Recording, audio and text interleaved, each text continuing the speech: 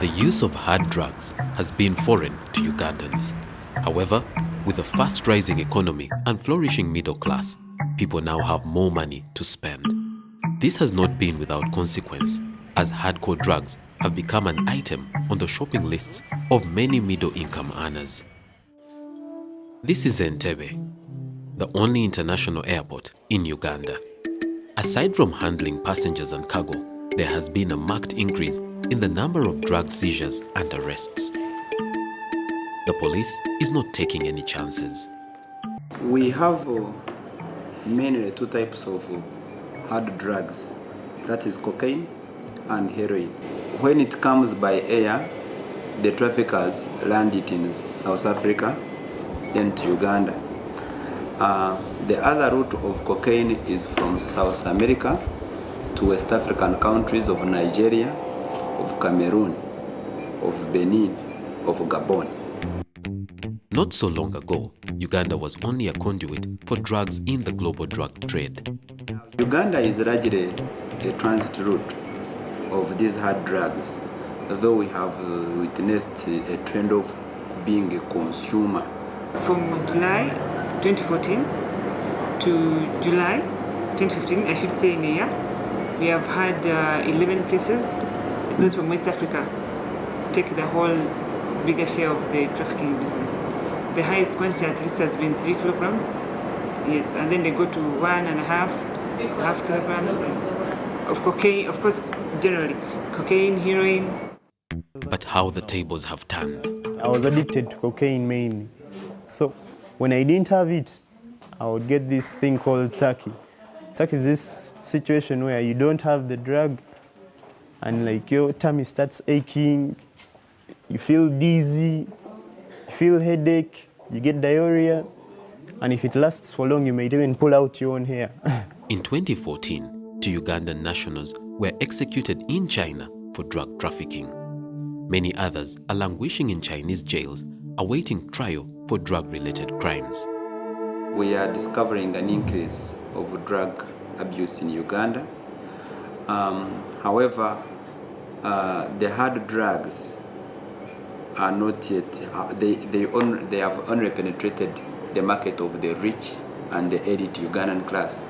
The ordinary majority Ugandans do not afford to buy the heroin and the cocaine. Addiction as a problem is on the increase the world over. It's not only unique to this country, but what we see that in this country is also is rising very fast.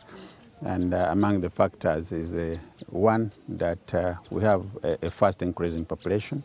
So that means we're also getting more and more people that are addicted to various forms of drugs.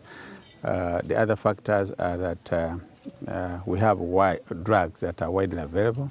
Things like marijuana, things like alcohol, tobacco are widely available. So when they're available, people very, very easily access them. We also have problems that legislation has been very, very weak in this country. Where it exists, the enforcement is sometimes poor, so we get a lot of drugs coming in.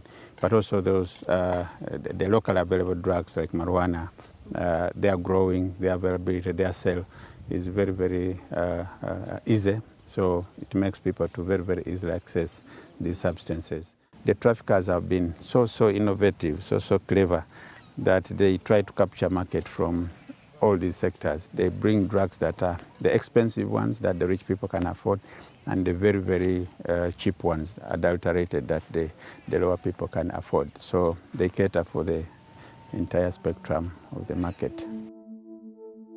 It is this demand for hardcore drugs that saw 20-year-old Aluma lose most of his productive youth years. Cocaine is 7,000 a paper. A gram of cocaine is around 75. I would sell a paper at 7,000. For each paper I sold, they would give me 500 shillings. So in a day, if I sell like 10 papers, I know I have 5,000. Yeah, then brown sugar, that one is 2,500. Depends on the place. Some people sell it at 3,000. And where would you get this from? Where would you buy it? Mainly in Kisenyi, Kabalagala, Entebbe, Ntinda. During my working with youth, I've come to realize that there is a very, very, very big problem about drug and substance abuse. The drugs are real, the substances are real, they are sold everywhere. There is nobody stopping anyone from selling. I began just by selling. The big boys would give me and they would tell me, you're going to get a commission. And I was broke at school, I wanted some money. But then there were these people who you would sell to and they would tell you, how sure am I that you're not selling me Johnson powder? You know, Johnson baby powder is also white, same color as cocaine. So they would be like, how sure am I that you're not selling me Johnson? Test it yourself. So I would have tested myself. And after testing it myself, I would feel some kind of relaxation. I had this thing that I could control it. I wouldn't be a drug addict like most of them, but I ended up becoming one of them. Aluma's ordeal reflects the changing dynamics of the illicit drug trade in Uganda, driven by a growing middle class that has developed expensive tests. We have also noted that there is a way how Ugandans have begun to disguise heroin and cocaine in smaller quantities and mix them with other products to disguise people. Some of even the people take the drugs without knowing they're taking drugs. For example, the shisha smokers. Shisha was the most alarming one, a new one. The girls were saying that is what they love taking. Someone had told girls in a certain school, they told me that, counselor, we must take shisha because when you take shisha as a woman, you become sweet. For me, that was very, very disturbing. Shisha is banned now as we speak, but the government bans, and when people don't know that some things were banned, they keep going to places and drinking back doors. This increased appetite for illegal substances also means Uganda's stature in the illicit drug trade has grown globally, a fact that has prompted government to act when it recently passed the Narcotics, Drugs and Psychotropic Substances Bill. There has been a general outcry from parents, from the wider general public, about the abuse of drugs, especially by young people, and a number of Ugandans who have become addicted to use of these harmful drugs, which are not prescribed by the medical field. Secondly, as government, we have also been very, very concerned about the use of our country as being a major drug trafficking center. Trafficking to other destinations, but also coming into the country. And yet, we didn't have a law, a strong law, comprehensive law dealing with this abuse of drugs in our country. The bill seeks to ban the processing, trade, cultivation, and use of illegal substances and plants like marijuana. This hasn't stopped the production, growing, and consumption of illegal drugs in Uganda. Uganda is also meeting the demand for marijuana in other countries like Kenya. In the eastern district of Busia, acres and acres of marijuana welcome you. At the face of it, you only see gardens of cassava and maize, but when you go deeper, you see vast marijuana gardens. This one is now ready for harvest. So the best way we can do away with it is to burn it after uprooting it. We slash and burn so that these seeds don't regerminate.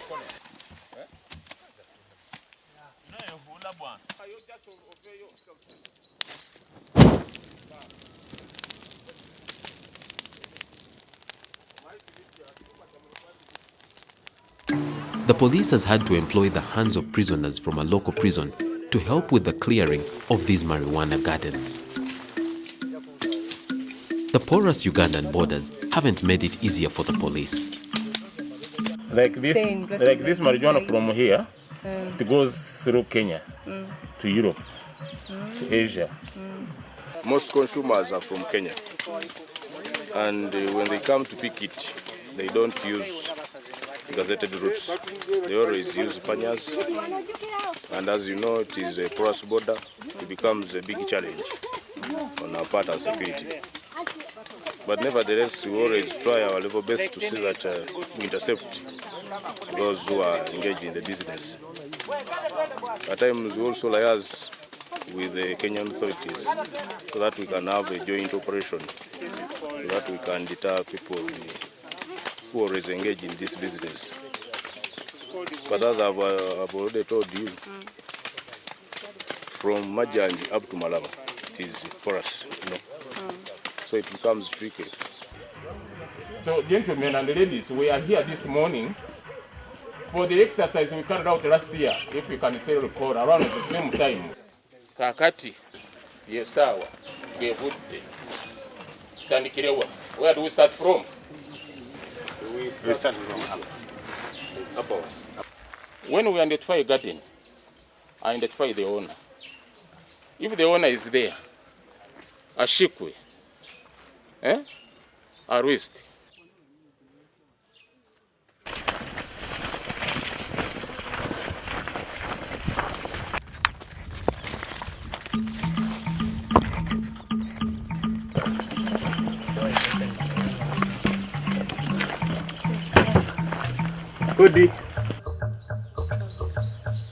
This chase didn't yield much, as the garden owners had crossed to the Kenyan side of the border, except for this lady.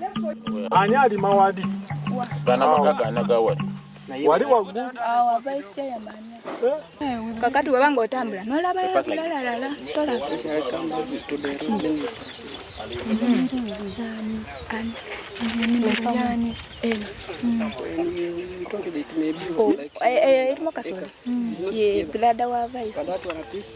You find that even the local leaders are also engaged in the business. So it becomes tricky for you, the enforcers, to fight this vice. Because you find this garden is for the vice chairman, the other one is for the chairman, and those are the people you are supposed to work with. Of course, I know at the end of the day we shall end up finishing all this kind of business. Uganda is now becoming an important producer, consumer, and transit country for illicit drugs in the world. That one is now what is called processed now. So those who trafficking, carrying it through our airports, through our borders, those selling it to our young people in universities and schools, please stop, because the law is on the way and you'll be caught and you'll suffer the consequences.